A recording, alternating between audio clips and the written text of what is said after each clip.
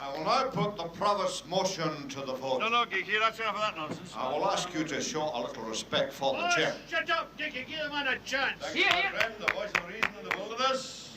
Mr. Stockman has the floor. Thank you, ladies and gentlemen. There will be no vote here tonight.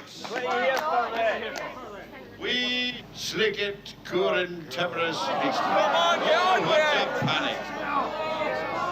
The water supply is poisoned and our curative spa is That is what they won't admit. But I'm no bothered with such a trivial matter. Because once your neglected leaders have had a certain amount of profit out of it, that matter will be attended to with your money by some nameless, faceless, overpaid bureaucrat from somewhere or other. But that too is a trivial matter compared with what I have discovered. I have discovered that the very sources of our spiritual life is poisoned. That the whole fabric of our society is infected with lies and deceit. And if we don't do something about it, you'll all be dead as a dodo. Oh, aye, Brother Geeky, I'll stick to the point as you call it. And my point is that suddenly in these last few days, my eyes have been opened, and the first thing I have become aware of is the overwhelming stupidity of the authorities. And I do not know how, for so long, I should have believed that these were dedicated men with our best interests in front of them. But I did believe that. I did believe that they were men who wanted a society in which a man could live as a man, rather than an animal. Hey, Jimmy, is he calling us animals? Who does he think? We are the animals! But they do not want that. They're not dedicated to anything except their own self-interest. And I do not know why I should have taken so long to find this out. Because day in, day out, I've had living right under my nose a prime example of their kind. Your own provost. The one you elected, my brother Peter. Out of order, Mr. Stockman. Out of order. No bother about your leading citizens. They're all wheel planted with the seeds of their own destruction. And they are not the ones who are poisoning the very sources of our spiritual life. The most dangerous persons in our community to truth and freedom are the ones who put them there. Of course I will name them. That is precisely why I am here. The most dangerous enemies of truth and freedom in our community are you, the majority, the damned silent majority. You are responsible.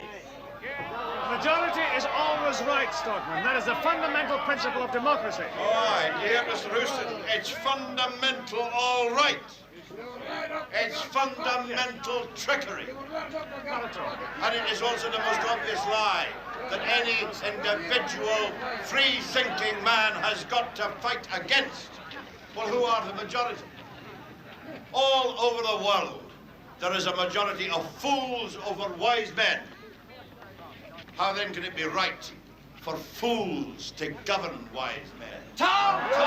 Yesterday you were fighting for a good cause. Now you're talking like a bloody fascist, man. Yesterday, Carmichael, you walked out on a good cause. Not at all. I walked out on censorship of the press. Censorship. Censorship by Mr. Houston. Right. And yet he's supposed to be a revolutionary agitator. So, well, Prove that! When did I ever say that in my paper? What about your office? Everything and everybody, Thomas. It seems to me it's you who's the revolutionary. Yes, thank exactly. God for once you're right. I'm starting a revolution against the lie that truth and the majority go hand in hand.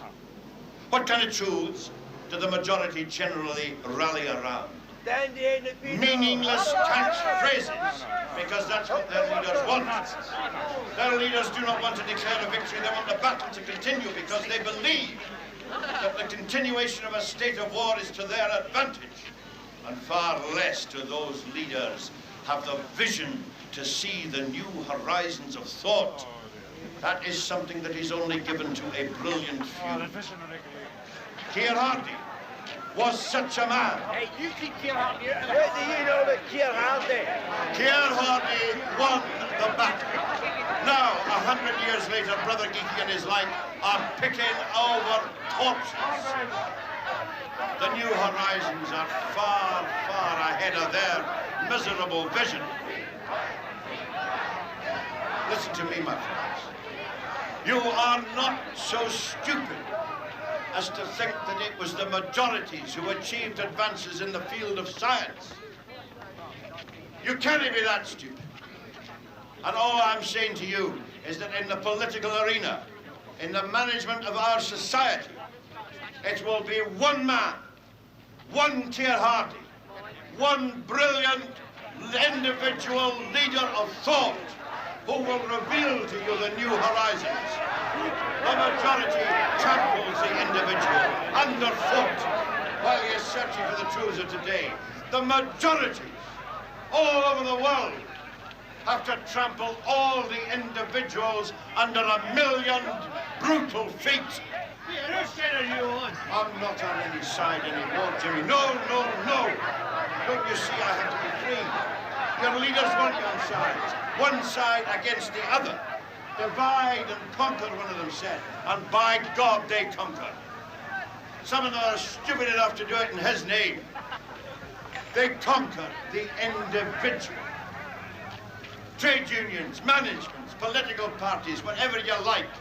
They have to conquer the individual because they want to get your brains and grind them into a single mass. So you're no longer capable of thinking for yourselves. They pander to you on the telly and in the press so that you shall be their majority. Theirs, mind you. They do not want you to wake up and chuck the whole lot of them out.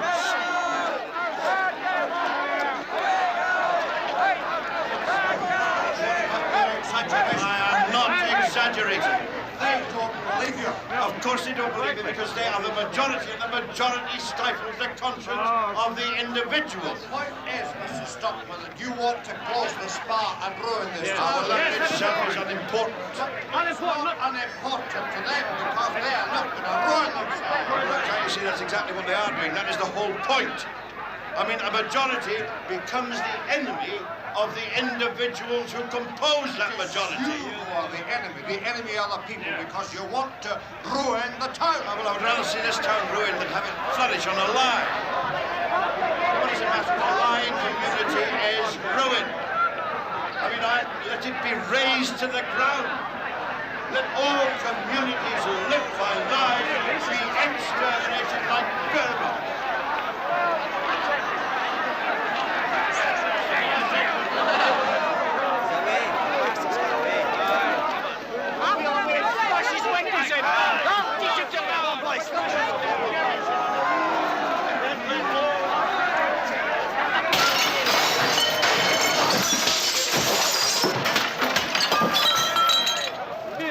What's come over the chemist, Mr. Carmichael? Suffering the fate of all men who swim against the tide, Willie.